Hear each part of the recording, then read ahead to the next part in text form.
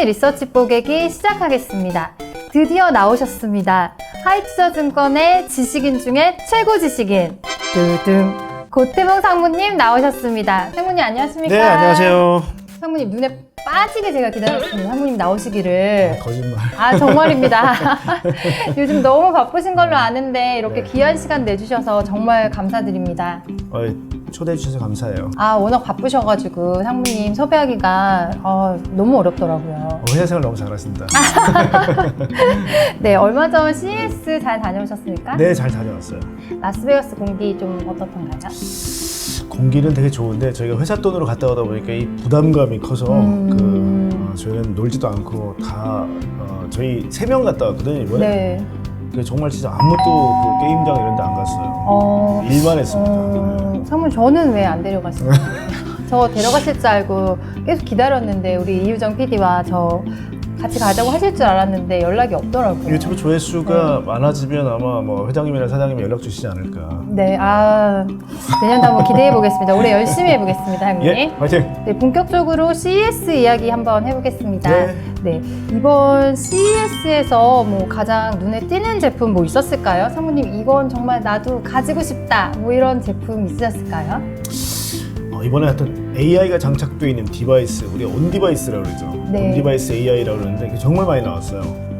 그러니까 저도 요즘은 자꾸 깜빡깜빡하는 게 있어서 뭐든 물어보면 대답해 줄 수 있는 디바이스, 이게 약간 래빗이라는 게 하나 나왔어요. 이게 뭐냐면 이제 AI가 파운데이션 모델이라고 해서 굉장히 좀 작고 경량화되어 있는 모델들이 디바이스 안으로 쏙 들어갔다는 거예요. 그래서 온디바이스 AI 중에 되게 대표적인 게 뭐든 물어보면 바로 대답을 해주는 그런 래빗이라는 제품이 나왔는데 그것도 굉장히 인기가 좋았고요. 또 하나는 이제 저희가 이제 UAM 저희 하이스앤 제일 먼저 좀 얘기를 꺼냈잖아요. 네. 그래서 드디어 현대자동차가 UAM 실물을 공개했는데 슈퍼널이라는 자회사에서 8개의 로터가 달려있는 SA2라는 네. 큰 기체를 하나 갖고 나왔는데 정말 웅장했어요. 그걸 갖고 싶으시다? 집에 놓고 싶으시다? 저희 옥상에 두고 있다가 바로 이제 회사 출근할 때 부럽습니다, 상무님. 네. 그리고 또 뭐 투명 디스플레이, LG에서 갖고 있는 투명 디스플레이죠. 처음에는 유리인 줄 알았어요. 굉장히 깔끔한 유리가 쫙 내려오더니 그 상위 매치인데 굉장히 또렷하더라고요. 근데 갑자기 뒤에 앞막 네. 까만색이 쫙 되니까 바로 OLED TV로 변신하는 뭐 그런 것들도 집에 하나 있으면 굉장히 집이 굉장히 멋있겠다. 넓어야 되겠네요. 뭐 갖고 싶은 건 참 많았어요. 저는 이제 찾아보다가 그 프랑스 스타트업이 선보인 하이브리드 사일런트 마스크라고 이 소음 차단 마스크인데 정말 갖고 싶더라고요. 제가 좀 수다를 통해서 스트레스를 푸는 스타일인데 남편이 이제 공공장소에서 너무 시끄럽다고 구박을 많이 하거든요. 이번에 현대 모비스에서도 비슷한 제품이 있었어요. 뭐냐면 전기 자동차는 워낙 조용하다 보니까 네. 노면 소음이 그대로 전달돼요. 그래서 우리 보통 헤드레스트라고 그러죠. 이게 또 우리 딱 뒤에 기대고 있으면 여기서 소음을 이제 회피할 수 있는 다른 또 주파수에서 나와서 안 들리게 만드는. 그래서 아마 말씀하신 그 사이런트 마스크하고 네. 아마 비슷한 기능일 텐데 하여튼 그런 것들이 네. 많이 등장했더라고요. 참 좋은 세상입니다. 우리 CES에서 삼성과 LG가 역시나 굉장히 핫했습니다. 그 중에서도 투명 디스플레이가 외신들의 극찬을 많이 받았는데요. 앞으로 투명 디스플레이 시장이 얼마나 확대될지 또 대중화가 언제 이루어질지 좀 궁금하거든요.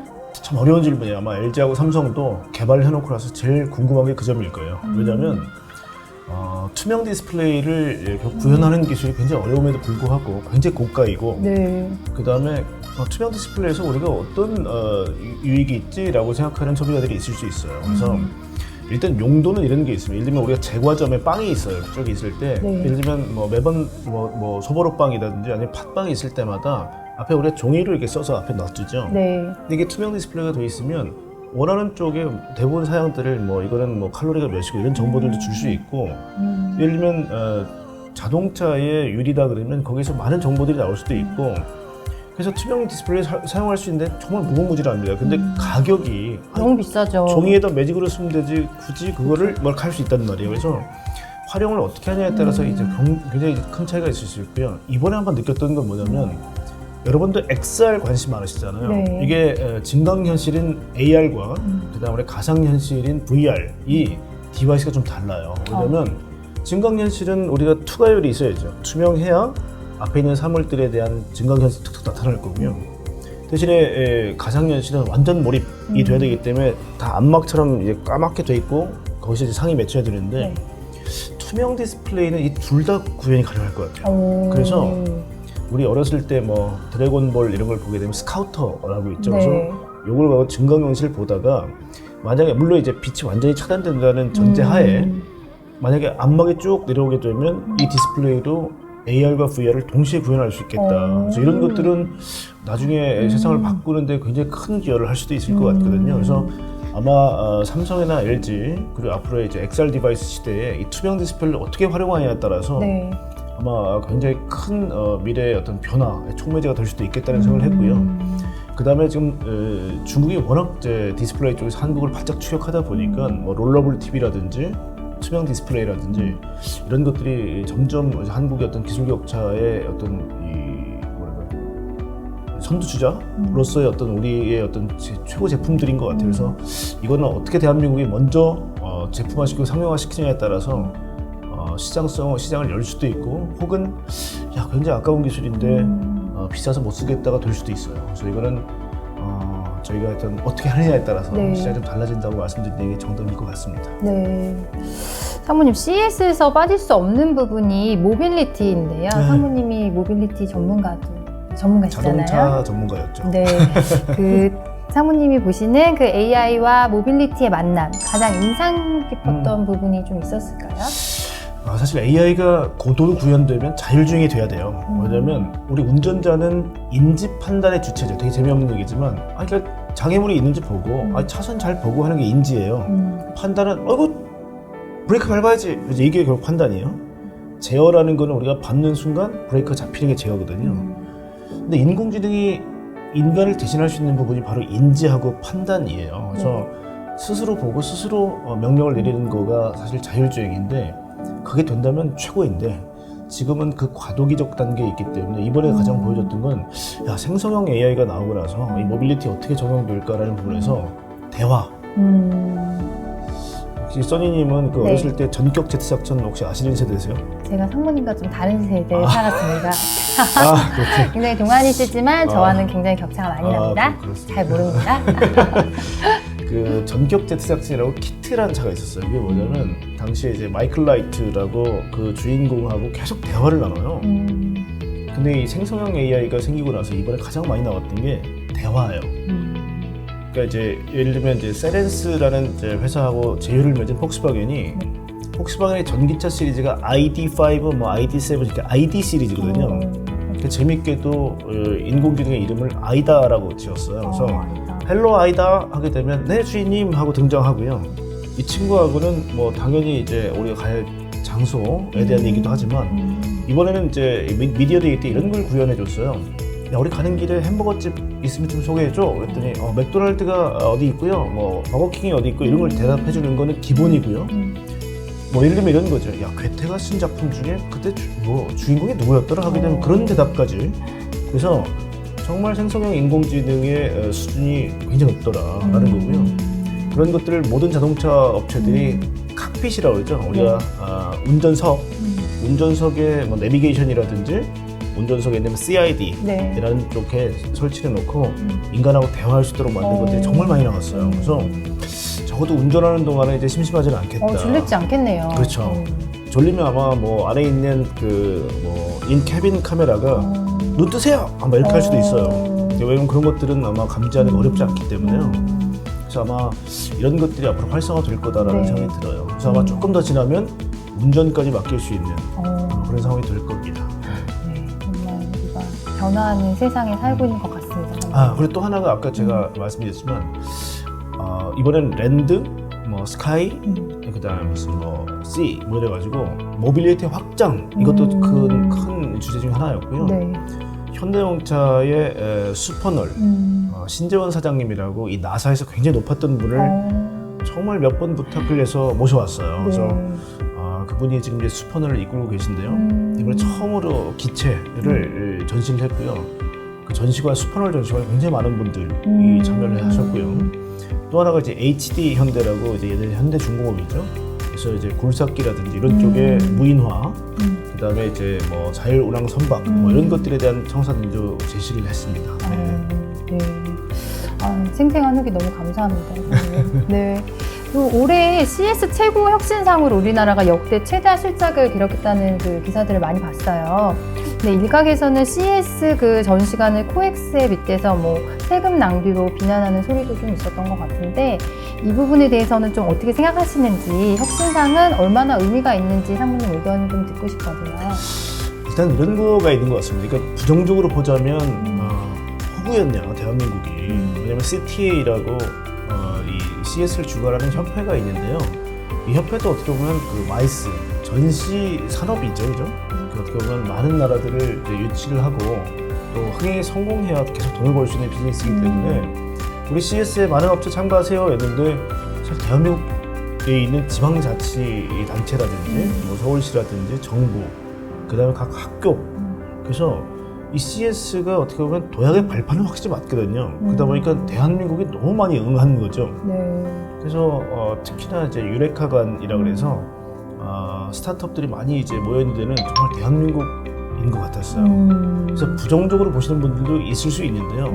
긍정적으로 보자면 그렇게 안 나가면 우리 스타트업들이 어떻게 해외에 알릴 수 있겠느냐. 한국에 와서 우리를 보고 가지를 않잖아요. 그래서 네. 그런 면에서 봤을 때는 정말 많이 나가 있는 이 한국 기업들 중에 그 중에 일부라도 정말 다른 이 국가들하고 매칭이 잘 되거나 장사가 잘 된다면 저는 그것도 의미가 있다고 보거든요. 그래서 물론 이제 균형이 잘 안 맞았다라고 생각하시는 분이 있을 수 있는 게 예를 들면 이런 겁니다. 예를 들면 뭐 어떤 우리 뭐 어디라 통칭 안 하겠습니다. 네. 지방관이 뭐 네덜란드관보다 더 크다. 예를 들면 스위스관보다 더 크다. 그걸 보고 이게 맞는 거야? 라는 생각이 들기도 했어요. 그래서 그런 걸 보면 아마 그렇게 생각하시는 분들이 계실 수도 있겠다. 그리고 또 하나는 CTA도 흥행에 성공해야 되는 포토존이 다 대한민국 기업이에요. 왜냐면 정말 돈을 많이 들였어요. 그래서 CTA도 아마 되게 고마울 겁니다, 대한민국이. 그래서 그런 부분에서는 그래서 어떤 분 이런 말씀하세요. 국뽕과 호구 사이. 그게 좀 어떻게 보면 정확한 표현인 것 같아요. 그래서 긍정적으로는 전 국뽕이 맞았으면 좋겠습니다. 그러니까 전 세계가 대한민국을 주목하고 야, 이렇게 혁신의 속도가 빨라? 라는 부분에서 이 대한민국 기업들이 좀 잘 됐으면 좋겠고요. 예를 들면 이번에 뭐 세라젬이라든지 아니면 뭐 바디프렌드 같은 우리가 웰니스라고 그러죠. 그러니까 워낙 고령화 사회 되다 보니까 아유 나 이렇게 편한 침대에 눕고 싶어, 아니면 뭐 이 마사지 좀 하고 싶어 하는 부분이 굉장히 줄이 길더라고요. 그러니까 그런 것들은 한국 기업들이 좀 미국 나가서 미국에 있는 많은 이 고령 소비자들한테 어필이 된다는 거잖아요. 뭐 그러면 아마 해외 판로가 확장되겠죠. 뭐 그런 부분에서는 분명 긍정적인 효과가 있다라고 봅니다. 상무님도 누워보셨나요? 저는 줄 설 시간이 없어서. 네. 그 상무님 직접 가보셨으니까 참가 업체들 반응도 좀 궁금해요. 그 빅테크 기업은 불참했지만 그 엄청난 존재감이 있다라고 하셨었는데 그 참가한 기업들의 반응은 또 어땠는지, 그때 열기가 좀 어땠는지 궁금하거든요. 특히 이제 한국이 이제 삼성, LG, 왜냐면 컨슈머 일렉트릭 쇼라는 게 사실 소비자 가전쇼이기 때문에 사실은 예전에 일본 기업들, 지금은 한국 기업들이 어떻게 보면 왕이에요. 그러니까 그런 면에서 뭐 삼성이나 LG는 자존심을 굉장히 크게 지킬 수 있었고요. 특히나 우리 이제 그 센트럴관이라고 가장 핵심이 되는 기업들이 몰려 있는 이 중앙관에서는 삼성하고 LG의 그 위험이라는 게 사실 중국 기업과 일본 기업을 압도했죠. 그래서 그런 면에서 나타난 CS의 중심은 일단 한국 기업이 된 건 맞습니다. 그리고 특히 이제 모빌리티관에서는 뭐 미국이라든지 유럽 쪽이 중심을 잡고 있다가 이번엔 뭐 현대, 기아, 모비스 3총사가 굉장히 큰 포션을 좀 차지했어요. 그래서 그런 면에서는 분명 이번에 그동안 갈고 닦았던 미래 기술에 대해서 한번 제대로 한번 보여줬다라는 의미는 있었습니다. 그래서 그런 것도 굉장히 컸고요. 특히 헬스케어라든지 이런 쪽은 아마 굉장히 이번에 성과가 좋았을 거라고 보는 게 온 디바이스 AI라는 게 디바이스 안에 AI가 들어가 있다는 얘기잖아요. 거기에 제일 잘 맞는 게 어떻게 보면 우리 헬스케어에 대한 부분이요. 뭐 예를 들면 뭐 디지털 청진기라든지 아니면 반려견이나 반려묘들의 건강을 체크하는 디바이스들, 뭐 이런 것들도 한국 기업이 정말 많이 갖고 나왔어요. 네. 그래서 아마 그런 것들은 보여줬을 때 외국 기업들에서도 굉장히 관심들이 많았던 것 같거든요. 그래서 그런 면에서는 어떻게 보면 이 국가가 그동안 열심히 해왔던 AI나 미래 기술에 대한 부분을 제대로 쇼잉을 했다는 측면에서는 기업도 만족도가 높고요. 특히 뭔가 판로를 확장해야 되는 중소기업이나 스타트업 입장에서도 굉장히 어떻게 보면 이번에 거둔 성과가 좀 있었다고 봅니다. 다만 그게 아까도 말씀드린 좀 우려가 되는 거는 네. 100% 기업들이 다 그걸 누릴 수는 없었을 것 같다는 생각이 좀 들어요. 그래서 아주 소수는 굉장히 큰 의미가 있었을 거고 나머지 분들은 또 뭐 이런 표현은 좀 그렇습니다. 들러리 참석했다가 조금 이제 재미 못 봤다 하는 부분도 분명히 많이 계실 거예요. 그래서 아마 내년도에는 조금 제가 봐도 이런 것들이 가려지지 않겠나 뭐 약간 전망을 좀 해봅니다. 네. 네. 이번 CES는 누가 뭐래도 AI가 주인공인 CES였다라고 말씀해 주셨어요. 네, 맞아요. 예. 근데 좀 궁금한 게 AI 시대에 우리 한국의 위치는 지금 어디쯤 와 있을까요? 아쉽게도 AI의 어떤 본류의 중심에 들어가지는 못해요. 그래서 우리가 소위 말하는 매그니피센트 세븐이라는 게 네. 여기 모델도 가지고 있고 그다음에 여기에 관련되어 있는 데이터 소스도 가지고 있고 그다음에 이걸 응용할 수 있는 뭐 많은 회사들의 네트워크도 있고 그랬으면 좋겠는데 사실 그렇지 못하죠. 근데 이제 그럼에도 불구하고 좀 긍정적으로 보자면 지금 미국 기업들이 네. 중심이 되고 있고요. 중국 기업도 뭐 바이두를 중심으로 굉장히 대단합니다. 근데 이 두 개 국가가 서로 지금 우르렁우르렁 하고 있는 것도 이 AI 시대 패권을 잡기 위함이잖아요. 그러면 미국, 중국만 세상에 있느냐? 아니잖아요. 그래서 뭐 유럽 기업도 있고 일본, 한국 다 봤을 때 정말 이 파운데이션 모델을 가지고 있는 이런 네이버를 중심으로 한 대한민국이 거의 유일해요. 그러니까 그 두 강자에 비해서는 조금 떨어질 수 있으나 전 세계 있는 다른 나라에 비해서는 매우 앞서 있는 거죠. 그리고 이번 CES에서 그래도 좀 긍정적인 걸 좀 찾자면 CTA가 야 이번에는 AI 냄새가 펄펄 나게 준비해 주세요라고 분명히 미션을 줬을 거예요. 그럼 능력이 있으면 냄새가 나게 따라올 수 있지만 능력이 안 되면 접목을 못 시키겠죠. 그래서 아마 여러분들이 언론을 통해서 보셨을 때 야, 그 AI가 다였다라고 말하시는 분들도 있고 AI가 안 보이던데 하시는 분도 계세요. 둘 다 맞는 얘기예요. 왜냐하면 분명히 과제는 AI 냄새가 나게 해주세요라는 과제였는데 그걸 접목 못하는 분들도 있거든요. 그래서 그렇게 보자면 대한민국 기업은 굉장히 모범생이다. 숙제를 잘해왔다. 그래서 아까 말씀드린 생성형 AI가 뭐 냉장고, 네. 뭐 비스포크라든지 뭐 이런 데도 막 들어와 있고요. 특히 삼성이나 LG는 우리 스마트 홈에서 우리가 스마트 허브로서의 기능들을 다 갖고 와서 소위 말하는 스마트 그리드, 네. 집이 뭐 태양광을 가지고 우리가 이제 이 에너지를 모은다든지 ESS도 연결해 놓고요. 냉장고에도 AI를 장착해 놓고 TV, 뭐 모든 디바이스에 다 AI가 장착되게 만들어서 자 우리 디지털 홈에 들어오시면 모든 것들이 다 연결돼 있어라는 걸 정말 제대로 보여줬어요. 네. 이렇게 본다 그러면 정말 대한민국 기업이 숙제를 참 잘한 거죠, 그죠? 그래서 AI라는 기술이 툭 나왔을 때 누가 이 기술을 가장 잘 활용하느냐의 부분에서는 분명히 저는 높은 점수 받았을 것 같아요. 하지만 아쉬운 거는 야 그래 그 중요한 AI를 우리가 얼마나 잘하고 있어? 네. 오리진을 갖고 있어? 라는 측면에서는 아직까지는 네이버를 필두로 해서 열심히 추격하는 중? 이라는 게 정확한 답일 것 같고요. 그래서 어떻게든 모델들 한글로 돼 있는 한국만의 특수한 상황이잖아요. 왜냐하면 이런 거죠. 오픈 AI가 2021년 9월까지 영어로 되어 있는 모든 텍스트를 다 모아서 네. 그렇게 해서 파운데이션 모델을 만들었잖아요. GPT라는 게.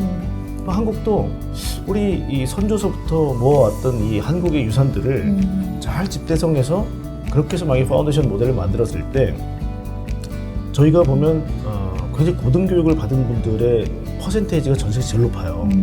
그럼 적어도 한글로 되어 있는 텍스트의 수준 자체의 평균이 영어보다 월등히 높다면 한번 우리도 이 한글이라는 걸 갖고 있었기 때문에 파운데이션 모델이 굉장히 고차원으로 갈 수도 있다고 저는 믿거든요. 그래서 그건 뭐 바람일 수도 있겠습니다만 넓이에서는 조금 좁지만 깊이에서는 어떻게 보면 한국이 좀 깊을 수도 있다. 그래서 그런 부분에서 한국에 좀 기대도 좀 갖고 있습니다. 아무래도 제도적으로 지원도 많이 해줘야겠죠. 우리나라 그 기업들이 AI 발전을 이룰 수 있도록 하려면. 그렇죠. 그러니까 근데 이제 이게 뭐 우리 개인 뭐 정보나 이런 것들하고도 좀 연동이 돼서 일부는 또 희생도 해야 되고요. 그러니까 왜냐하면 우리가 정보를 너무 우리가 또 이제 이 벽을 딱 치다 보면 쉐어가 안 되겠죠. 근데 반대로 또 너무 오픈하다 보면 저희 사생활들이 또 드러나고 있기 때문에 이게 이 어떤 데이터를 이제 마이닝 할 때 그런 부분에서는 규제도 중요하지만 어떻게 보면 이 개개인들도 좀 어느 정도까지는 오픈하겠다는 좀 열린 마음도 필요한 거거든요. 그래서 그런 것들은 AI 시대에 이 소비자들도 조금 생각을 하셔야 될 것 같아요. 그래서 그런 면에서는 이미 파운데이션 모델을 만든 업체들과 아닌 업체들 간에는 점점 이제 AI가 이런 거였어? 야 나는 내 정보 못 줘. 맡기 시작하면 그만큼 데이터의 양이 줄어드는 거기 때문에 약간 그런 부분에서는 잘 몰랐을 때 이제 크롤링이라고 그러죠. 네. 막 인터넷에 뒤져가지고 찾는 거. 이제는 점점 야 이거 저작권 나한테 있어. 안 돼. 그러니까 그렇게 간다면 후발주자가 좀 불리해질 수도 있어요. 그래서 그런 면에서는 이 대한민국이 만약에 대한민국만의 뭔가 모델이 나올 때 야 조금 내가 손해는 보는 것 같지만 내가 열어줄게라는 마음도 사실 좀 필요하다라는 거죠. 그래서 이건 좀 되게 조심스러운 얘기입니다.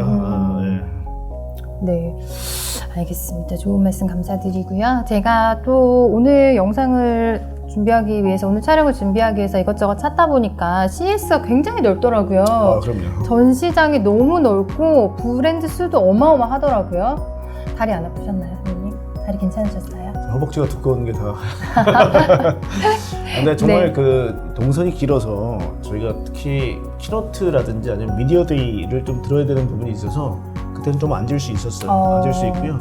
전시장을 돌아다니는 거는 딱 3일 동안만 오픈이 돼요. 그래서 정말 3일 동안 최선을 다해서 뛰어다녀야 됩니다. 네, 그래서 저희 연구원들이 다 다리가 튼튼합니다. 고생 많이 하셨네요, 상무님. 저도 다리 많이 튼튼합니다. 짐도 잘 들 수 있습니다. 이거 뭐 조회수 높게 들면 회사에서 연락하지 않을까요? 네, 오늘 좋은 말씀 너무 감사드리고요. 상무님 오늘 어려운 시간 내주셨는데 우리 하이투자증권의 리서치 센터 어마어마하잖아요. 한번 자랑 한번 해주시죠. 네. 하여튼 저희 너무 처음에 좀 초라하게 시작했죠, 유튜브가. 근데 하여튼 뭐 우리 써니님도 그렇고 우리 또 영상 편집해 주시는 많은 분들이 너무 도움을 많이 주셔가지고 아직 미약하지만 막 좀 무럭무럭 잘하고 있잖아요. 그래서 저희 리서치도 30명 정도 되는 정예 멤버들이에요. 그래서 하여튼 저희 열정도 되게 많은 친구들이 많고요. 특히나 되게 진지합니다, 업무에 대해서. 그래서 저희가 좀 유튜브가 재미없더라도 이 친구들이 너무 진지하다 보니까 그런 거니까 조금 더 끼도 좀 키우고, 그 다음에 우리 투자자 여러분이나 아니면 고객분들을 다가갈 때 이 친구는 너무 그냥 경직돼 있고 딱딱해, 뭐 이런 이미지를 좀 많이 드렸던 것 같아요. 그거는 저희가 좀 아직 경험이 부족해서 그러니까 많이 좀 양해해 주시고요. 하여튼 그 해당 분야에 대해서는 정말 최선을 다하는 친구들도 키울 테니까 이 친구들 좀 부족하더라도 많이 예뻐해 주시고요. 특히 하이투자증권은 깊이 면에서는 타협이 없는 증권사가 되겠습니다. 많이 지켜봐 주십시오. 네, 고태봉 센터장님과 함께한 시간이었고요. 행복했습니다. 아유, 감사합니다. 이렇게 훌륭하신 분이 저희 회사에 있다는 이유로 너무 편하게 말씀 나눌 수 있는 게 정말 영광인 것 같습니다, 상무님. 아유, 무슨 말씀을. 내년도 CES 때 가시죠. 조회수? 네, 오늘 여기서 마무리하겠습니다. 지금까지 시청해주셔서 감사합니다. 감사합니다.